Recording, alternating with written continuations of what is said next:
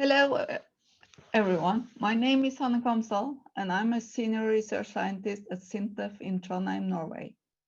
I am the work package leader for work package 1, which is about CO2 capture.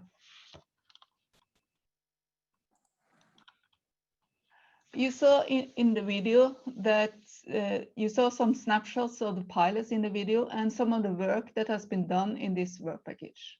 I will now give you an overview and show you some results. Next slide, please.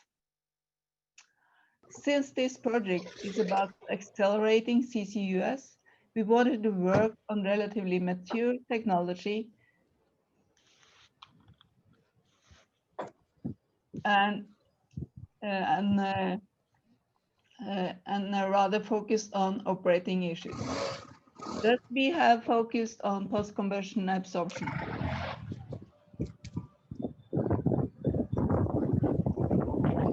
Based on or using amine solvents.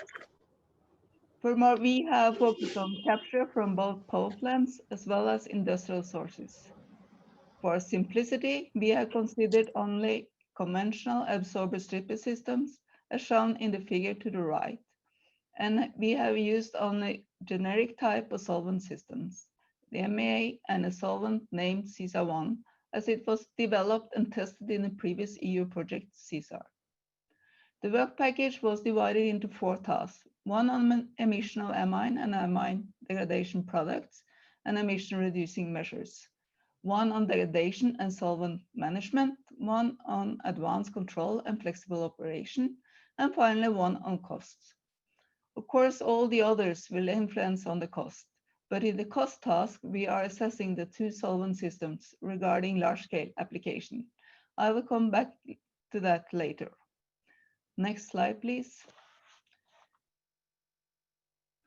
In this project, we were lucky to have access to 4 different pilots. And as you can see from this table, we have done quite many different tests. The 4 pilots differs in size, with the Technology Center Mongstad TCM as the largest. The next largest is the pilot plant at Niederhausen in Germany, owned by RWE, while the 2 smallest are similar in size. The latter concerns the Tiller CO2 lab in Trondheim, Norway, and the PACT facility in UK. At the RWE plant, 2 long-term campaigns with both solvent systems were conducted so that we were able to see really long-term effects on degradation and also emissions. At TCM, a short campaign was conducted, but only with the CESAR1 solvent, as they have conducted many MEA-based campaigns earlier. At Tiller CO2 lab, only the CESAR1 solvent was used in the 2 short campaigns, while the focus at PACT was MEA, but increased concentration of MEA. We have seen that there are differences in performance data for the different pilots, but also similarities. For example, for the reboiler duty, which is the total energy required for regeneration of the solvent, we saw that the value for MEA is in the range 3.5 to 4 gigajoule per ton of CO2 captured, and for the CESAR1, the range is 3 to 3.3 gigajoule per ton of CO2 captured, which is considerably lower than MEA. Next slide, please. In the project, we have tested 6 different solvent emission mitigation technologies, as indicated by the blue arrows in the figure to the right. In this figure, we have tried to assess these technologies and some other technologies. There are 2 main types of emissions, volatile and aerosol-based emissions. And as you can see, some technologies are aimed specifically to reduce volatile emissions, and others are for reducing aerosol emissions, while the dry bed configuration is aimed for both. In the traffic light assessment, we think, for example, that the Brownian demister unit, the BDU, is better than the wet electrostatic precipitator, the WESP. We also have indicated that the turbulent pre-treatment is interesting, but needs more research. For the emission itself, as indicated to the left, we experienced that the emission of CESAR1 is actually much higher than MEA, which, as we will see in the next slide, will influence on the consumption rate of the solvent. Next slide, please. From the long-term testing at our WP plant with both MEA and CISA-1, we noticed that the degradation of MEA is higher than CISA-1 and that MEA showed a nonlinear behavior after 8 months, while the increase in degradation for CISA-1 is slower and more stable. This means that solvents need to be replaced and after 6,000 hours of operation.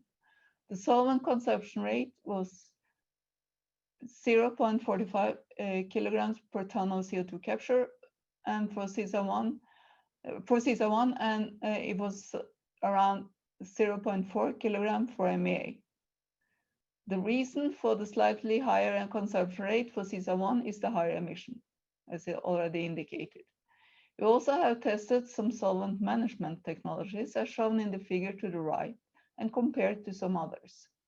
If you look at the smileys for the direct oxygen removal apparatus, the DORA, we see the performance is quite promising compared to, for example, bleed and feed as also tested. However, the technology readiness level is relatively low compared to the other technologies, so further investigation is needed. Next slide, please.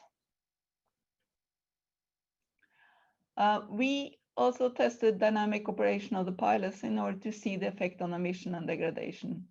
At the Tiller pilot, we also tested an advanced control system based on nonlinear model predictive control, in which the dynamic process model of the pilot is used to predict effects of different operating conditions, and based on this, improve the control action. So in one of the tests we conducted, we varied the capture rate set points between 90 and 98%. And as you can see in the figure to the left, the actual capture rate was obtained in a very short time.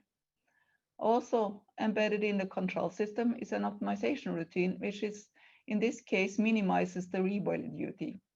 As you can see in the figure to the right, there is an increase when increasing the capture rate up to 98%, but this increase is not substantial. We also tested highly variation in the flue gas flow rate and concentration, and the effect on the reboiler duty was similar. This shows that such control system is very interesting, especially when you need to have a very flexible operation. Next slide, please. One of the objectives in the cost task has been to establish CISA-1 as a new benchmark solvent instead of the usual MEA. This target is based on the improved reboiler duty and also that it should reflect more the research that has been done related to solvent development. However, in order to establish as a new benchmark, also other performance data is needed. In this project, we have focused on emission, degradation, and the use of advanced control. But as you can see from the smileys, this solvent is not so promising as first thought. This is confirmed by the cost of this solvent, but since we still are working on this cost issues, I did not want to show it here. But the final results and more details will be available in public reports at the project website later. We will also have the Meet the Expert session tomorrow, in which the task leaders will be present, so we may get some more details from them. So thank you so much for attention, and now over to work package 2 about the transportation of CO2.